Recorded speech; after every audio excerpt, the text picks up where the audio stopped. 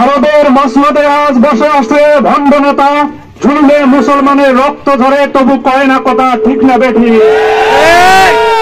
আমরা মনে করি আমরা মুসলমানরা পৃথিবীর সবচেয়ে বড় সাম্রাজ্য রোমান সাম্রাজ্যকে পদদলিত করেছি। আমাদের রক্তে আছে বিপ্লব, আমাদের রক্তে আছে বিজয়।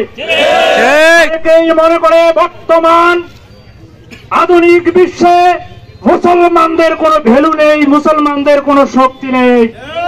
আমি বলতে চাই, ইসরায়েলকে পরাজিত করার জন্য গোলা বারুদ বোমার প্রয়োজন নেই। বিশ্বের খনিজ সম্পদ আল্লাহ তাআলা আমাদেরকে দিয়েছে।